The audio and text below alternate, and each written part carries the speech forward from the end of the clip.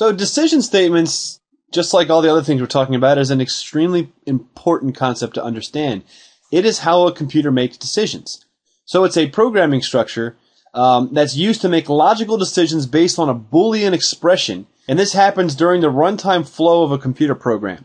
Typically, you will see in most languages if-then-else statements or case statements, which are kind of a subset of if statements, but different kind of structure.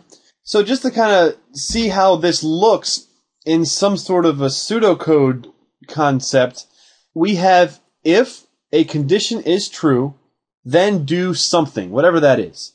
Then next we have a if a condition is true, then do something, but let's say if that condition is not true, do something else. That's where the else condition's from. Thus, if, then, else. There's also another condition where we have an if a condition is true, else if another specific condition is true, and then the fallout is if nothing else is true, do this, which is the else condition. This is an extremely important concept. This is definitely something that you will use over and over and over. It's like breathing with programming. It's a very important concept of programming. Decision statements, although in the flow diagram exist in if, then, else, and case, are not confined to that, because we will also run into the concept of loops. Absolutely. And loops are based on decisions. Mm-hmm. So, Brian, talk about loops. So, a loop is you have an if, then do something else. In a loop, you have an if, then do something else, but it will constantly reevaluate the condition until the condition is true. So until the condition is false. Or until the condition is false. As long as the condition is true, this code will continuously execute on it. So it's a way to iterate through a block of code while a condition is not met. Some of these examples, which we'll get into, is a while loop, a do while loop, a for each. So first let's take a look at the while loop. A while loop is a particular structure that executes like this. While this condition, do these following things. So in this example, we set x to be 1. While x is less than 10, which it is from the onset, do these things. So while this condition is true, we do the following things. We print x, and now we're going to store x as x plus 1. Once that block of code is finished, we go back to the while. So those two things underneath while will continuously execute until the condition is false. So x is now 2, x is still less than 10, we do it again. Now we print. So now it's going to print the number 2, then print the number 3, then print the number 4, and eventually x will be 9, which is less than 10, and then x will be 10, which is no longer less than 10. Once this happens, we will break out of this block. So once x is stored as 10, we won't print x, we won't store x as the next increment, we'll just continue on with the rest of the code. Yeah, there's one of the main reasons why understanding expressions and decisions is important is because what Brian just went through was a great example of how this code will work and will break properly. But let's just say by accident you put a minus sign where we have x plus 1. Let's say you accidentally wrote x minus 1. You fall into a condition which is known as an infinite loop. It's a loop that never exits. That's a very good point. And it's a very common type of problem that you'll see in software. So a lot of times that's just operator error. You just accidentally put something in wrong.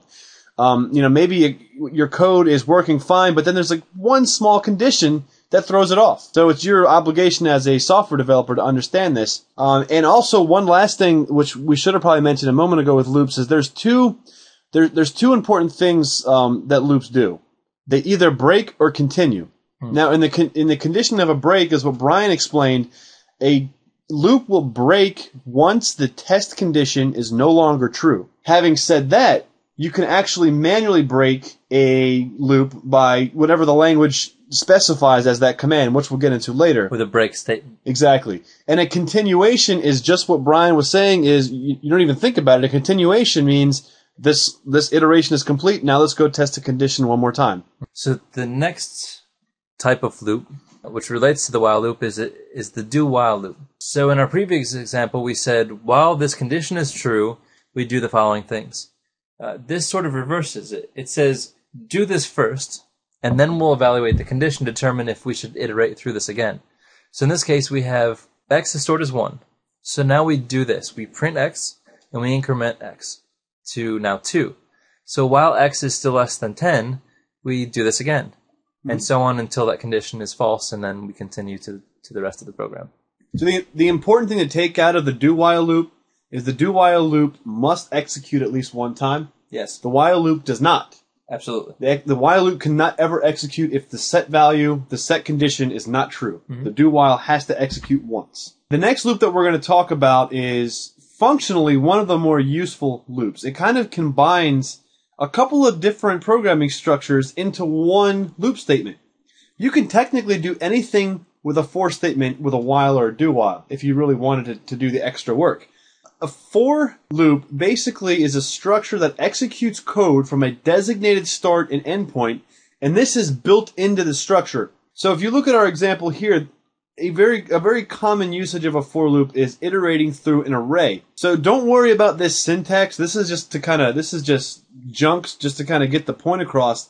We have an array set to size 3. In an element 0, 1, and 2, we set values, value 1, and value 2. So below we have our for loop structure.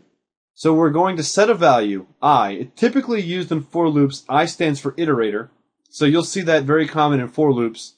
And I will be set to 0, while I is less than the length of the array. So in this case, it'll be 3.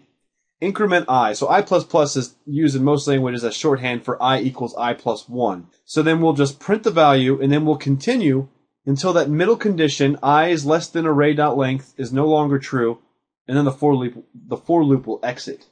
Lastly, we have the for each loop. Now, the for each loop is a structure very similar to the for loop, except for it doesn't take the count into consideration. In most cases, a for each loop, and I think all cases, a for each loop is used in the context of an array, where we have an array just like we had before. We go for each, and then the item is going to be the value of that index in the array, which is called an enumerator. Yep. And that value in the array, print the item. So this will just run through and print value 1, value 2 out to the screen without you having to index anything.